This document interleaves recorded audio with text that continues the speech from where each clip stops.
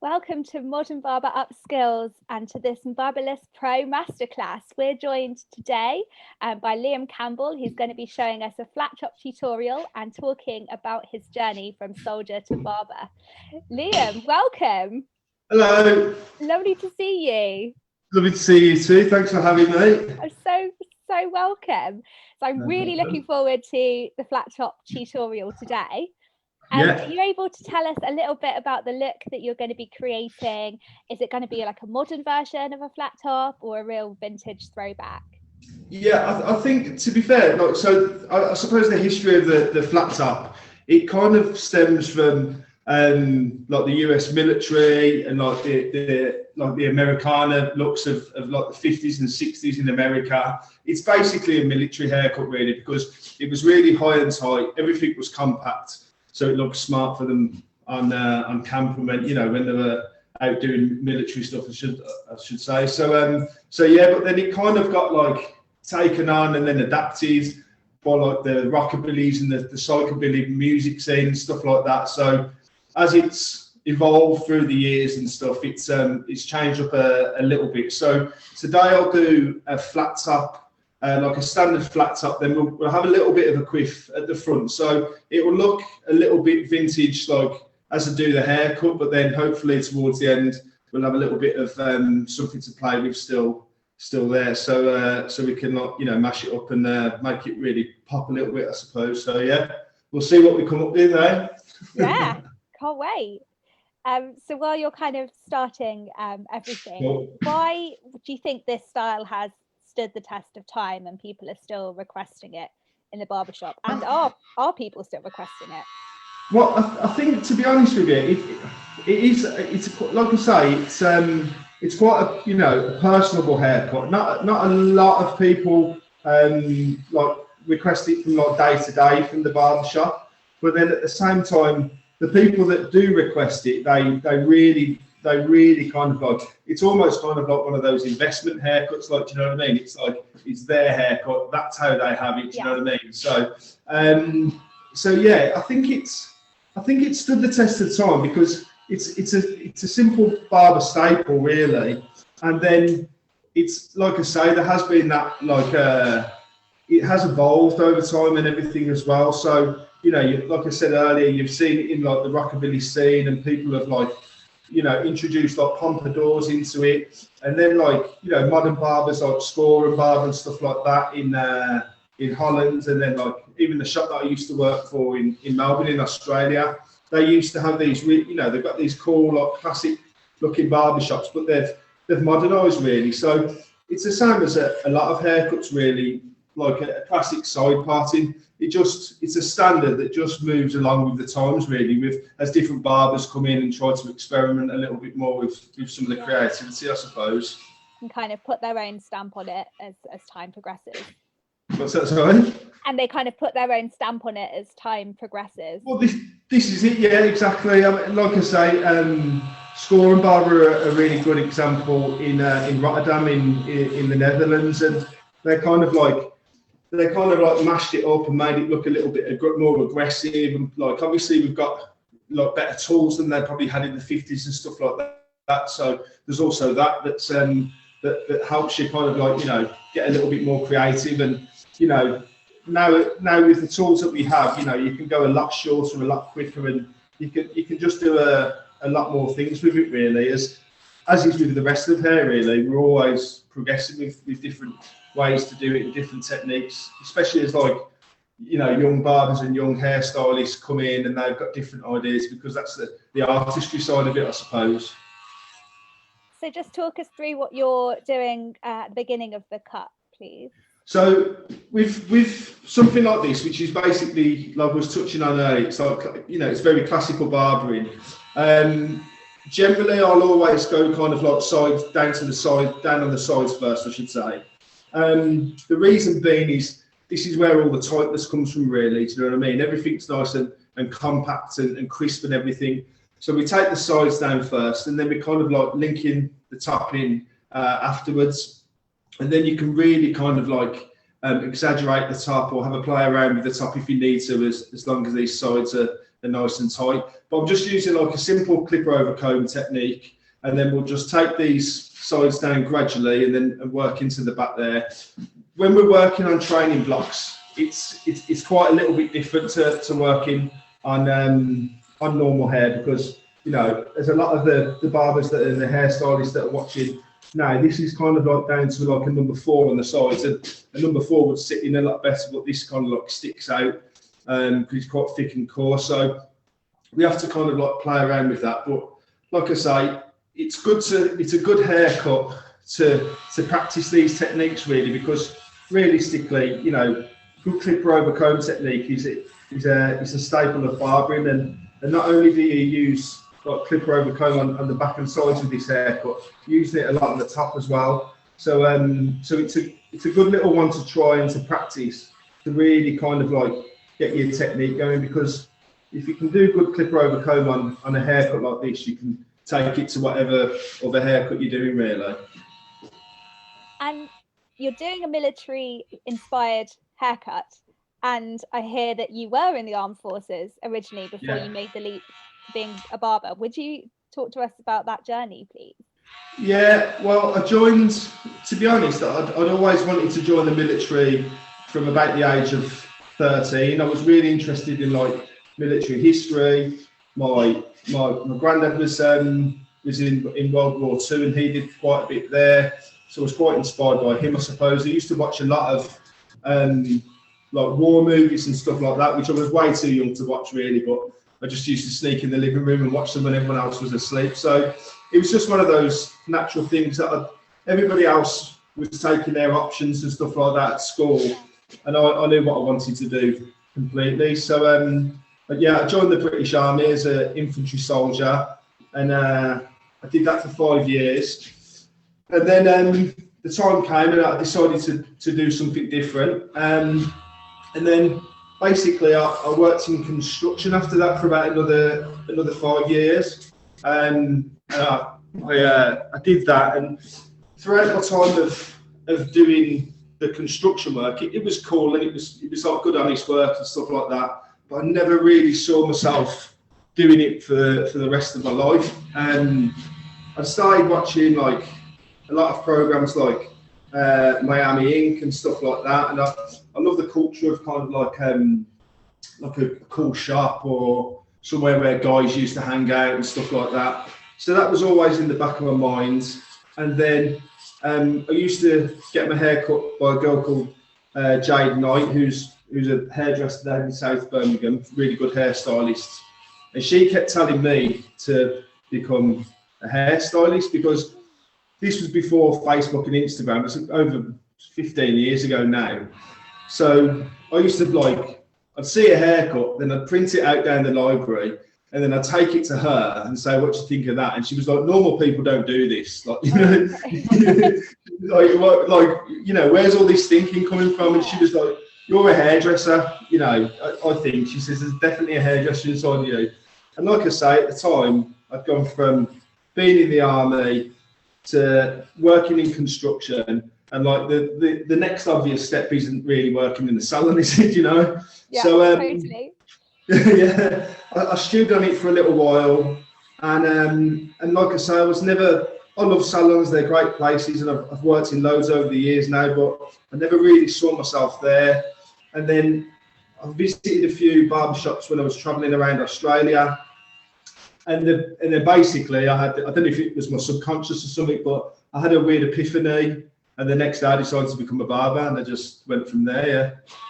I love that you clearly had that creative kind of passion inside of you was that from a young age, or was it when you started having that kind of relationship with a hairdresser and building up that bond and trust? I've always been into music and sport, and when I was a kid, Liam Campbell was like God to me, and I always wanted my hair like him. And I literally the one day when I got my hair cut, I cried because this hairdresser just didn't give me this Liam Gallagher cut. So I think from an early age, I kind of understood what a good haircut could look like, and how it could how it could how it could look in front of different people, and all the cool guys at school, you know, they had all these Oasis inspired haircuts. So I think it stemmed from there, really, you know, like you say, probably from quite an early age.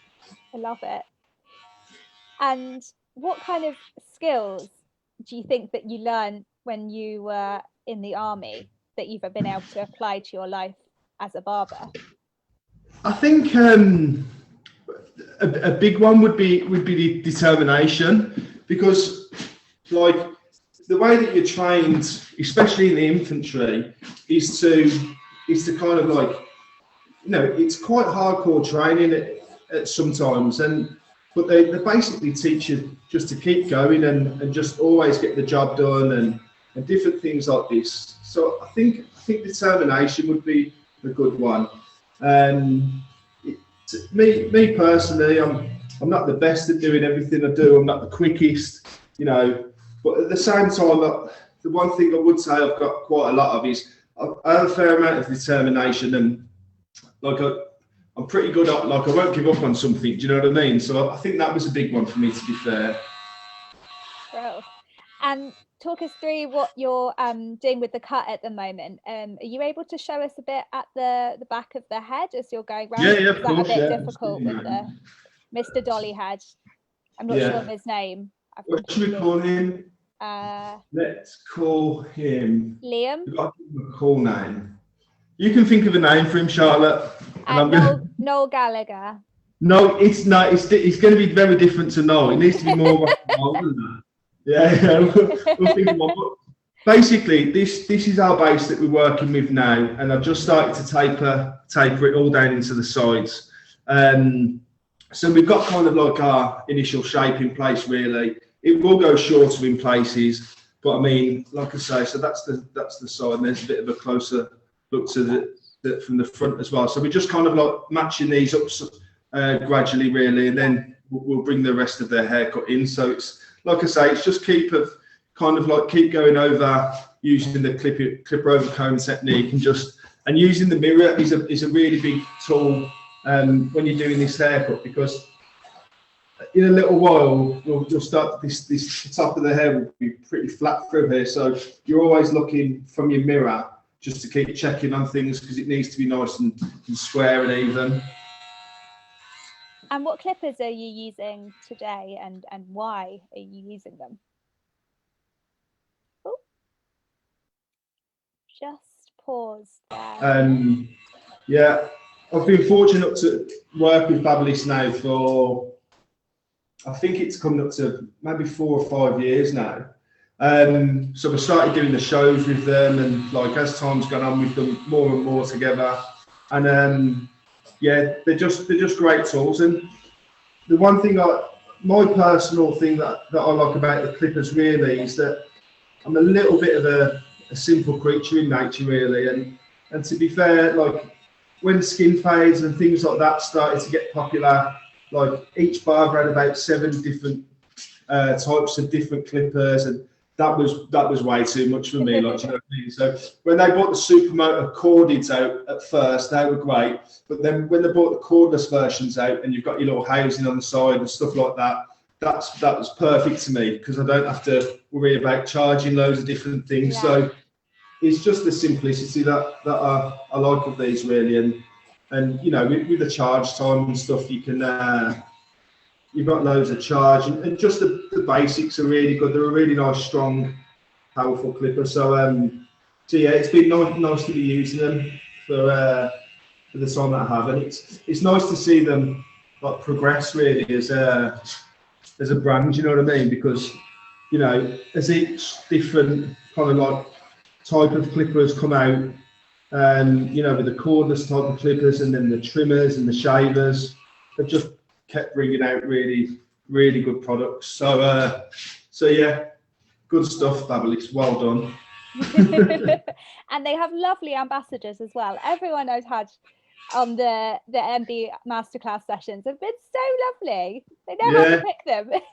Yeah. Do you know what the funny thing, you say that actually, but the great thing is when we go and do shows, yeah, we've always got like a nucleus of about maybe 10 artists or something like that, and then you have a couple new, a couple that won't be there one time, there will be another. But every time we all see each other, it's like a big family. We have such a laugh. And the one thing is, like, there's no divas. Everyone's really cool. It's like I say. So even said in jest, everybody is really, really great to work with. Yeah, we've definitely got the best ambassadors. Yeah, 100%. And I know something you wanted to talk about today was having a variety of different interests and pursuits, and how you think that makes a kind of well-rounded barber. Can you tell us a little bit about yours and why you think that? Yeah, well, what we was talking about before, I think I saw some guy kind of like, talk about it like almost being called like a life resume, like. Yeah.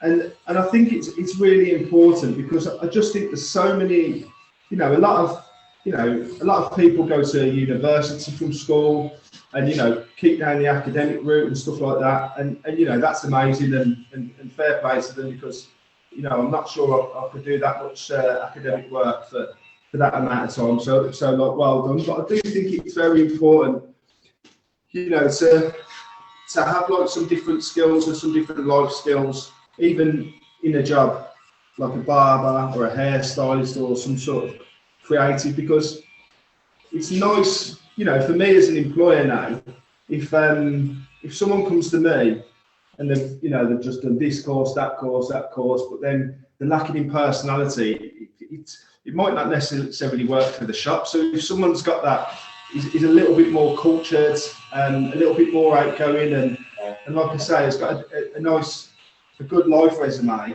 well, I think it makes a massive difference. And that, I think, like I say, you can always pick up skills from going travelling or doing some sort of pursuit or task or anything like that you can bring into your work. So like I say, it's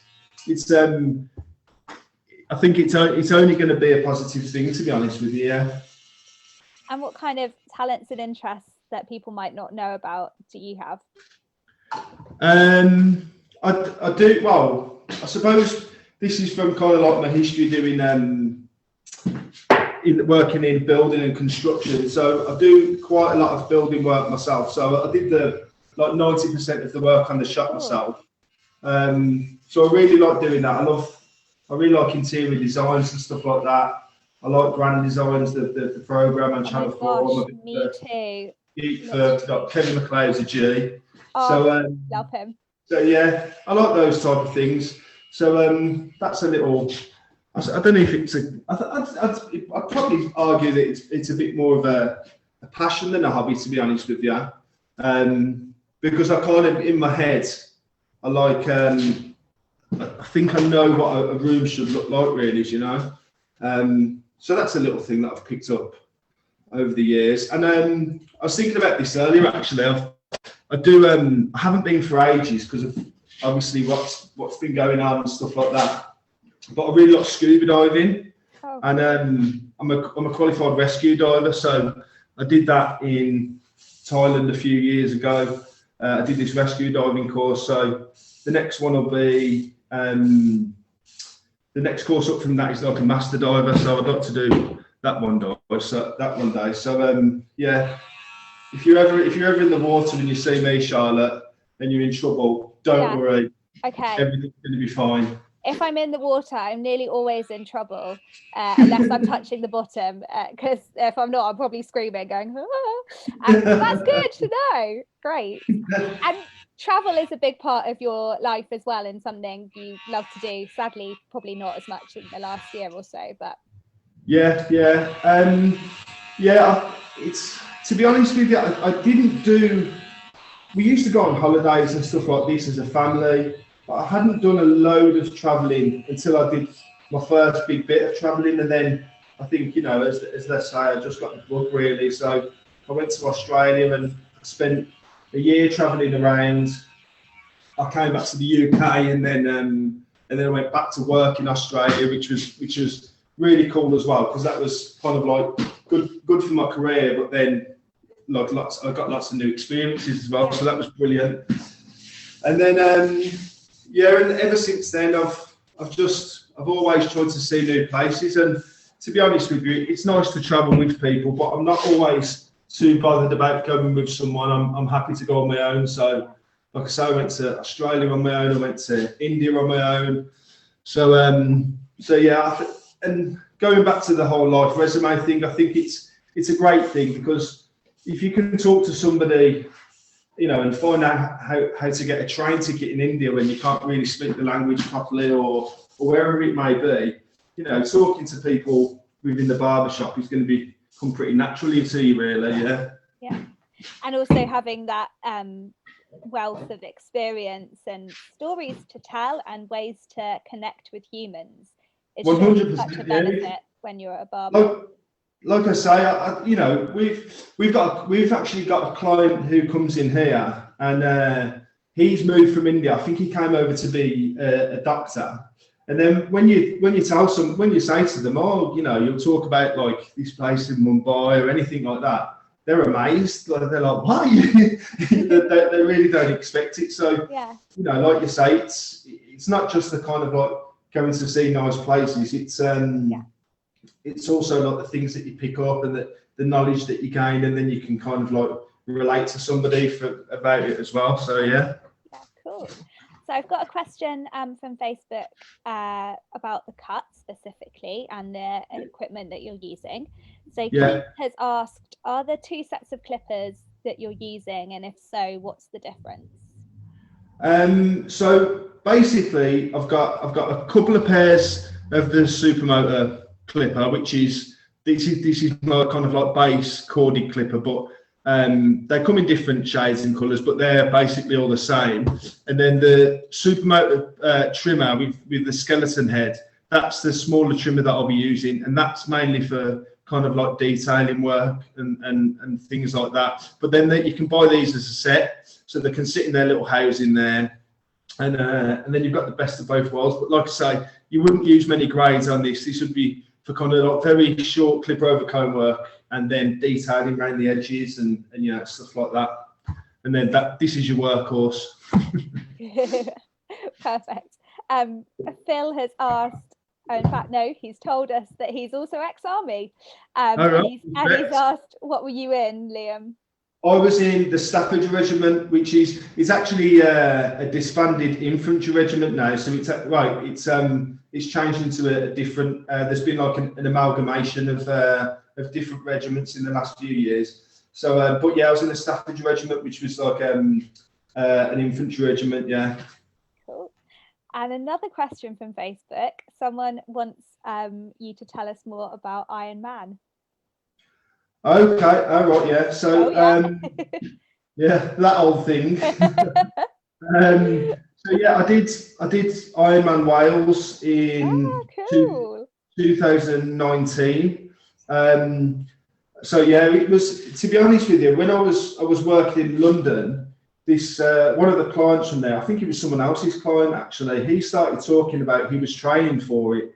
And immediately I thought, that sounds cool, man. Like, you know what I mean? It's pretty hardcore, but it sounds really, really cool. So from the second that he told me about that, I tried to kind of like put a date on it. I think that was 2017. So I thought, right, I've got this to do. So 2019, I chose to do it. And yeah, it's basically it's a long distance triathlon. So it's a 2.4 mile swim in the open water, and then 112 mile bike ride, and then a marathon at the end. Great, just a simple marathon at the end to top it off. Yeah, because it wouldn't be any fun without a marathon, would it, Charlotte? Absolutely not. Oh my God, that's I'll tell you something funny about that Ironman. So that client that I was talking about, so we were all waiting to go into the water, and then I saw him. That's so cool. I hadn't seen him for about 2 years, and he was like, "What are you doing?" Doing the Ironman, mate. So and you were like, once I say I'll do something, I do it. That's quite cool. It clearly, again, shows your determination there. Yeah. It kind of like takes a lot of training and you know, you have to dedicate like a lot of time to it and stuff like that. But it's a cool thing to do. It is really, really interesting, and it's the one great thing about it is the different people. You see some of the people that are on there, and you think if you saw them in the street, you'd think that, you know, they'd have no chance of doing an Ironman, and they're there and they're smashing it. Like, you know, I always use the example. I got beaten by a 74-year-old woman. Respect. On the Ironman. She took me on the marathon. So, you know, it just goes to show that, you know, it might sound difficult, but if you put the time in, it can be a really, really good thing to do. But how do you find the time between, you know, working a full-time job as a barber? You just have to, Charlotte, really. It's just one of those things that you just got to do it. I was working in Birmingham city centre at the time for the Mills brand, and it just had to be like, I was basically training for about 3 hours a day as well. So if I had to run or cycle to work, I had to run or cycle to work, you know, and they all used to laugh at me when I come into the barber shop in my full lycra and everything like that. But yeah, it's all part of the fun, I suppose. And definitely a talking point with your clients. Yeah. Although I guess there's always the line with marathon runners of tipping over into marathon bores. Yeah. There's definitely it's definitely like a little, definitely a trope, isn't it? Like, yeah, it's cool. Yeah. So you're clearly pretty fearless and determined when it comes to kind of pursuits and challenges and that kind of thing and physical stuff. But would you say that you're a fearless barber as well? No, to be honest. I like that. Refreshingly honest. No. No. No. Keep it safe. I think the thing is, you know, when it comes to like, you know, barbering or life in general, I actually think that it's the fear that kind of like attracts me to something. I do like doing these things that people think are kind of a little bit of a crazy idea. And if there's anyone who's done like, you know, any type of long distance run or any type of, whether it be like a Tough Mudder or anything like that, they'll kind of understand. But I think that, you know, the fear is the one thing that can really kind of like inspire you to keep going, really. So when it comes to, you know, doing barbering and stuff like that on stage and whatever, it's, you know, I'm not going to lie, kind of like, I don't mind being on stage, it's cool. But at the start of it, like, you know, your heart's pumping and you're thinking, right, am I prepared properly and everything like that. But I think that's half of the fun, really. Yeah, and I guess it's the fear of the unknown. Well, this is it, yeah. Anything could happen, it's live. Yeah, and I think that, you know, it's a good thing to do. It's like, you know, a lot of people don't want to do things because they might be scary or something like this. And I think that a good thing to do is kind of like harness the fear a little bit, really, and kind of like use it as a positive. And then if you manage to do that properly, there's all sorts of things that you can achieve. What I will say now, I'm going to use the hairdryer for a second because I will not be able to hear. Cool. I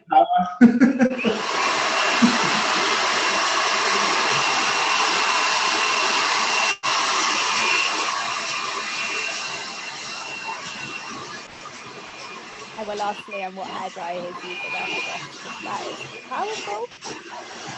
That's what I'll do now is I just say, like, basically I'm just going to blow dry. I've cut the top a little bit now, and then we're just going to kind of like blow dry, so you'll see the shape starting to evolve a little bit. And the big thing about doing a flat top is the blow dry. You have to get the blow dry and everything into shape, and then you can take everything down on the top. So I'll get this all into shape. We'll have a little bit of a pump towards the front, and then we'll do a little bit of clipper work on top to get the flat top.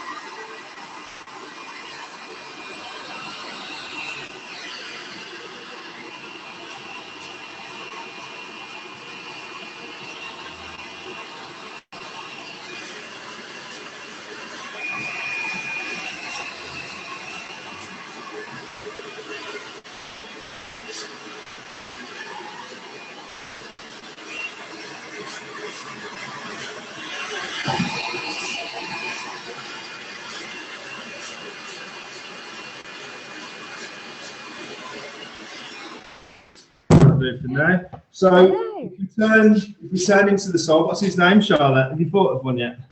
Oh, Ted. Ed. I said Ted, but Ed's cool. Ted? Too. No, I like Ted actually because it's like Teddy boy, rock and roll. Yeah. So here we've got Ted. So obviously you can see that there's a bit of a pump towards the front there. We've got this shape towards the back. This will probably come in a little bit through here, but I use my clip over comb to take this down a little bit, and then this will sit a little bit flatter on top, and then we'll get that really nice, cool, flat top look to it. So someone has asked on Facebook about using a flat top comb. Yeah. Is that something you do? I just use a clipper comb personally. If you want to use a flat topper, that's completely fine. Do you know what I mean? Fill your boot. It's cool.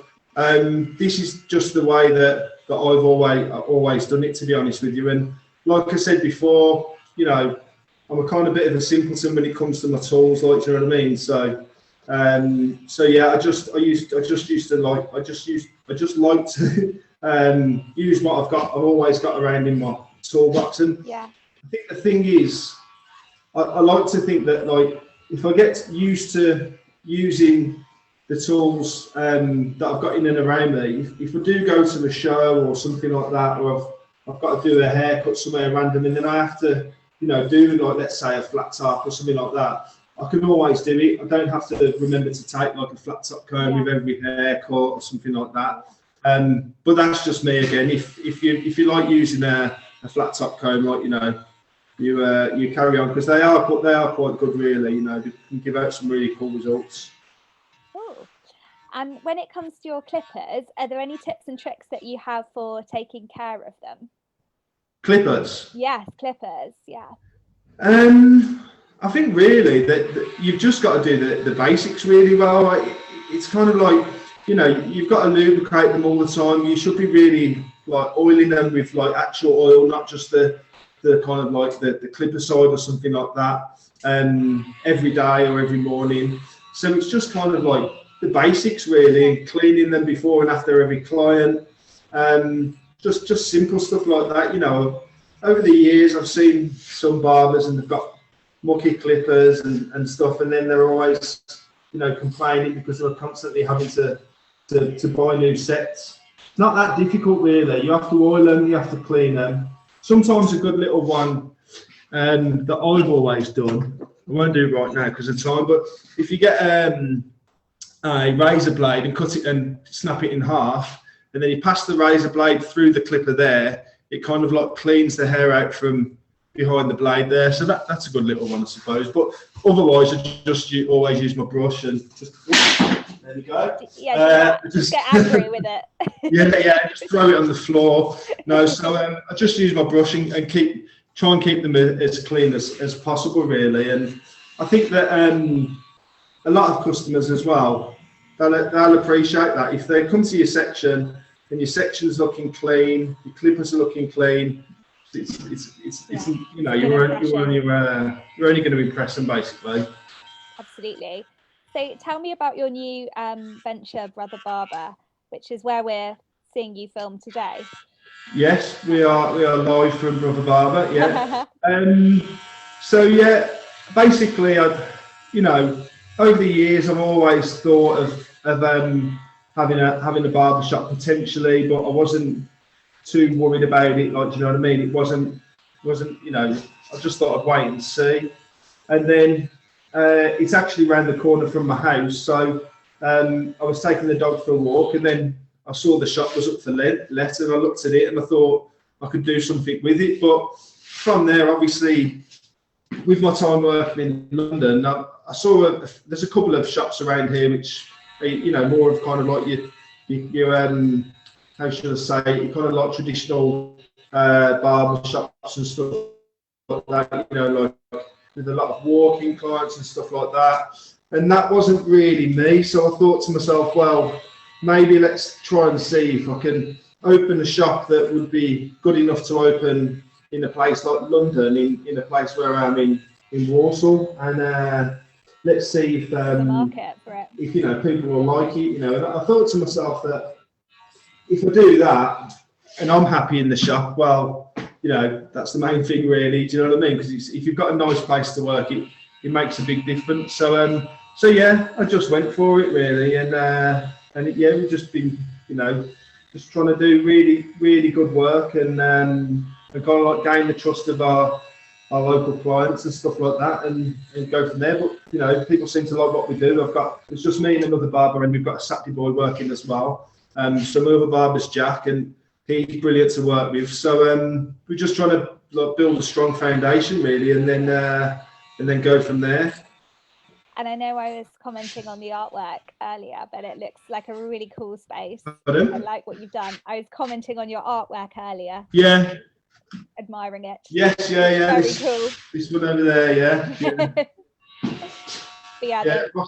Ross Muir, check it. That was a recommendation from Cutthroat Pete.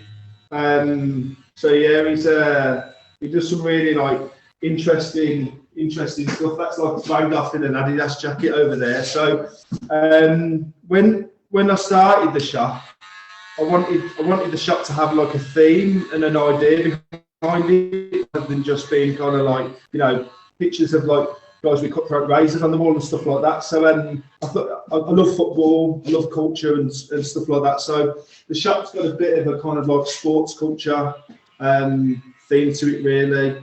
And it's kind of good because then, you know, we have lots of different clients, but, you know, we've got a massive base of good football fans and stuff like that here. So, you know, and people that are into their music and their fashion and stuff like that. And I think that's one important thing that you have to work out. It's like as an owner, are you going to do it more of the kind of like traditional way, just like a standard barbershop, or do you really want to have some culture within the shop? And yeah, like I say, I'm quite passionate about that type of thing. So yeah, it's worked well so far, to be honest with you. Yeah. Is there a hairdryer? I'm just going to start blow drying this again. Okay. Pardon? And what hairdryer are you using? Because it's very powerful and very loud, but in a good way. Yeah, it's the Babyliss Pro Italia Brava. So it is powerful. It is loud. It's got this really cool little turbo button on the end there. So I call that DEFCON 2. So so yeah, it's a nice hairdryer. It's really powerful. The heat setting on it's really good, but yeah, you know, through all that, but I say that, you know, the reason it's probably making so much noise is because I haven't cleaned the filter in about 3 months. But it was a busy Christmas period, you know. So yeah, but it's a really good hairdryer, really cool. I think the sound's definitely just amplified from the Zoom. What's that, sorry? I think the sound's just amplified because I've got my headphones in and yeah, that's yeah.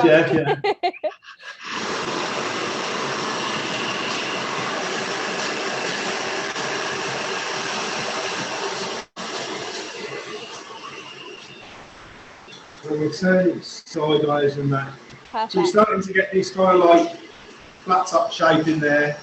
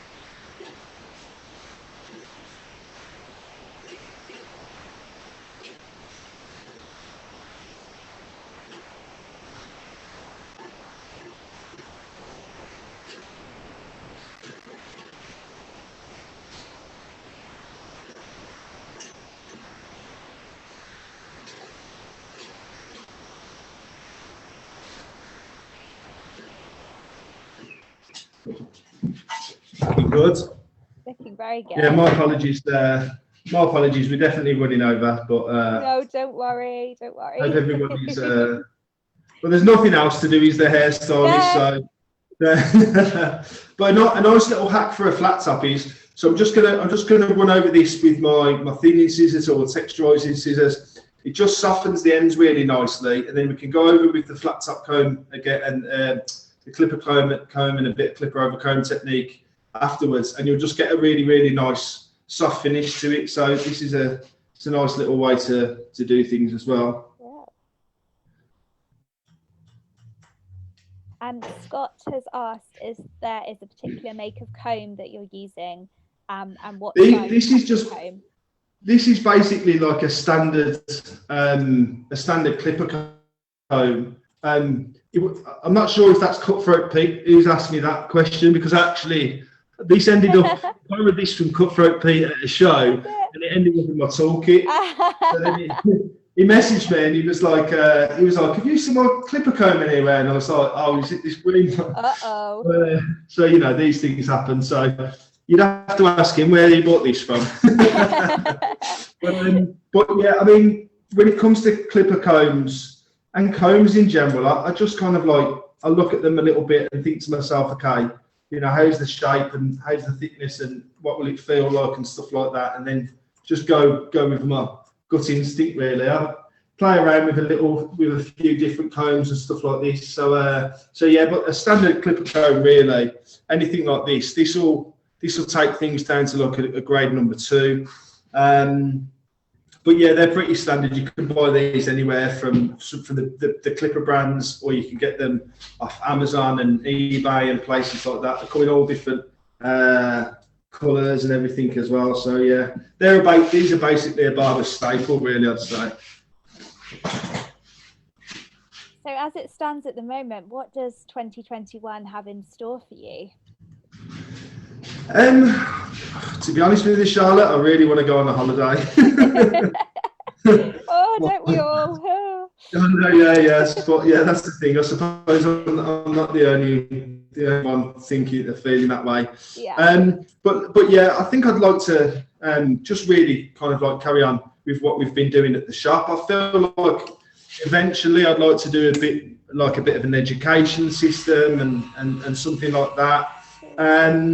But yeah, just carry on what we're doing at the shop, and then just keep trying to get a good reputation for ourselves here, really, and go from there. I think the way that I've always thought about it is that I think that if you get like a good base of a shop, and you get a good foundation for a shop, I should say, I think everything then will fall into place, and then afterwards it doesn't matter if you have one shop or 10 shops after that. If you have 10 shops, you'll always know how to keep them going because the foundations will be there. But then if you've just got a shop that you really enjoy working in, and you have a lot of good clients and some good members of staff and stuff like that, it can be the happiest place on earth, really. Do you know what I mean? Yeah. So yeah, I think that's all I kind of look to start doing, and yeah, I just want the shop to be like a good shop for the area as well. Do you know what I mean? I'd like to kind of like hope that people might see shops like mine in areas which is a kind of very kind of like working class residential area, and think that they can do something there. You don't have to have a shop in the city centre or on a high street or anything like that, because if your work's good enough, people will come to you. Yeah. And how many years have you been open with Brother Barber now? What's that, sorry? How many years have you been open with Brother So Barber? So I opened in November, so we're just kind of starting into the second year now. Okay. I think I've only technically been open for 8 months, I think, 7 or 8 months. So it's a bit of a strange time to open up a shop. Yeah. But then I do think as well that like if you can open up a shop, I know a few people that are in the same position as me. It's their first shop and they opened just before lockdown and stuff. If you can open a shop and then get through these difficult times, well, who knows what you can do in the future, really? Do you know? Yeah. So yeah, I think it's those life skills that we were just talking about earlier. Yeah, granted it's difficult at the time, but then if you it can teach a lot. You can learn a lot from it, really. You know. Sure. Yeah, definitely. And if you manage to stay kind of in contact with your clients through email messaging or newsletters or social media or anything like that, I think basically it's a lot of it's through social media, really. Yeah. Because I just think I try and like do a lot of things through Instagram and stuff, and I just find that again having just this one simple way of kind of like communicating to people is the easiest way to do it. When we are actually working, I send out 8 little group emails and stuff like that, just letting people know exactly what's going on with the shop, more from a kind of like information point of view. But even people with who aren't on social media much, I'm just kind of like, listen, if you just jump onto Instagram and make yourself up a little account, you'll be able to really easily check in with everything that we're doing. And a lot of people seem to feel that works for them, and it works for us as a shop as well. We're not massive on social media or anything. We don't post every single morning, every single night. All our pictures on there and stuff are kind of like, they're about the shop and the people. They're not just about just haircuts, you know what I mean? It's all more about what goes on in the shop. But yeah, it seems to be a good way of communicating with people, to be honest with you, yeah. And I know you've got a big focus on community and kind of building that community feeling in the barbershop. Are there any other ways that you do that? To be honest, when we started up, I kind of just went old school and made some leaflets and stuff like this and did those kind of things, you know what I mean? And then, yeah, social media. The one thing that I would, a good piece of advice to give to anybody that's opening up a barbershop is, my thing was, because I like interior design and things like that, my thing was, okay, right, this shop needs to be perfect. All the paint lines and everything have got to be amazing. And then kind of like the first couple of months was quiet because no one even knew I was here. Do you know what I mean? Yeah. Because like I hadn't reached out to people properly. You focused so much on the design element. You were like, oh, hit customers. And I was like sitting here till 8 o'clock every night, just like twiddling my thumbs, like, okay, so when are they coming? Gonna come, yeah. But yeah, we got there eventually. So I think that's actually a good thing to kind of like recognise is the power of just talking to people and and reaching out to them like more physically, because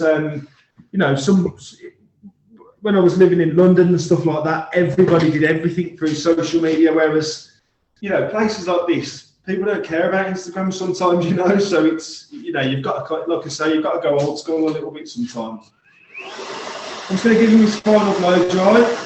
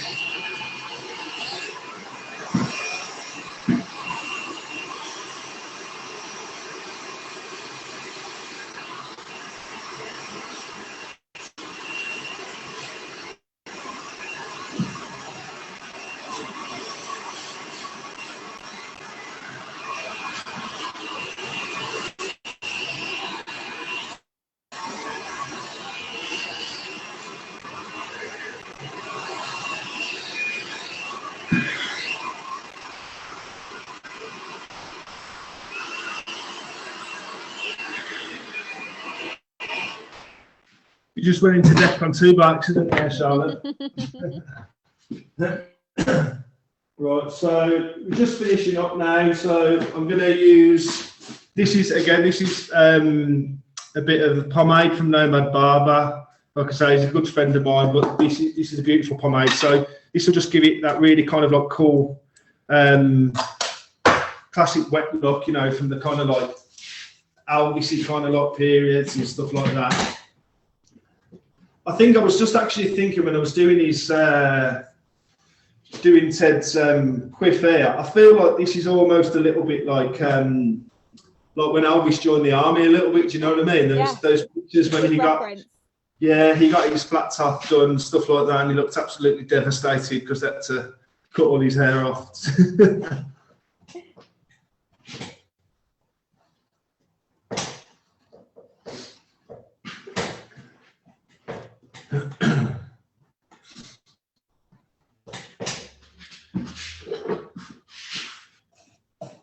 I don't know if anybody noticed as well. When I was blow drying, especially on one of these blocks, I blow dried everything up, and then what I'll do is I'll keep that there so that's all set in place. And then if I want to bring it down afterwards, it's easy to bring it down. Whereas if I bring it just straight to the side, it's going to be pretty difficult to get it up afterwards, to elevate it, I should say. Yeah. So yeah, that's a nice little hack.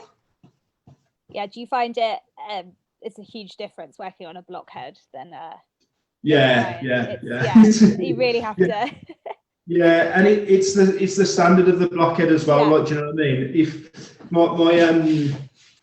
my recommendation for anyone is if you're buying a blockhead for some kind of like real creative work where you really want to do some really good learning on, spend more money and you'll get better results, really, you know. So yeah, and the thing is as well, we've gone from long to short pretty quickly for you guys today, but like normally you might be able to get like 10 haircuts out of a block. So yeah, I kind of like this at the front, actually. It's kind of funky. Nice, really well. And do you find yourself playing around with blockheads during lockdown and kind of trying new styles out, keeping your hand in to the daily barber? Yeah. To be honest with you, I do think that when you're in the barber shop, it's all right to always have a bit of time down and stuff like that. But if any barbers want to improve, you do have to put the work in, and even when we're kind of like having a little bit of quiet time in the barber shop, Jack, my other barber, he's always getting the blocks out and having a play around and asking me to show him stuff. And realistically, that's the way you need to learn, and you have to get things wrong as well. So this is a perfect way to do that. You know what I mean? You can have a play around, and if you mess it up, you've just messed it up on a block. Whereas if you at least you'll have that, and you'll know not to mess up for the client. So yeah, you're right. I think doing things like this is really important, rather than messing your mate's hair up when you're a trainee barber, like everybody does. So we just put finishing touches to Ted. To Ted, yeah. Yeah, just this again. This is one of those things as well. Oh, we'll do a little bit of that. I could literally do this for about the next 40 minutes, just play around with his hair. And I think anybody could actually, whether they're the hairstylist or not, really. But yeah, I would love to watch you do that, but I think we're probably going to time out when it comes to about an hour. So. Yeah. Okay, yeah. I'm just playing around myself now for my own amusement. So, I love it. I'll bring you a little bit closer so you can all see. Ted, you're looking absolutely fabulous. Yeah. Thank you for being our model today, Ted. Great guy. He's been brilliant. Well done, Ted. Really chatty as well. I like the kind of chat that he gives. Yeah. He won't shut up this one, to be honest. Such a fast it's been absolutely amazing getting to know you better and learning about your kind of journey from soldier to barber and everything in between, all your different hobbies and your life resume. And it's been so lovely. Thank you so much for joining us, and thank you to No problem. Pro as well. Thanks for having me. I appreciate it. No worries. There's been lots of questions as well, which is great. And if your questions haven't been answered, I'm sure Liam will pop onto our Facebook chat and just comment on anything if you guys want any extra questions. Yeah, if anyone wants to ask anything, I'll jump on tonight and I'll get to Cool. I'll get back to everybody then. Oh, brilliant. Thank you so much for your time, Liam. It's been great. Okay, thanks Charlotte. Thanks for having me. Take care. Bye. Bye.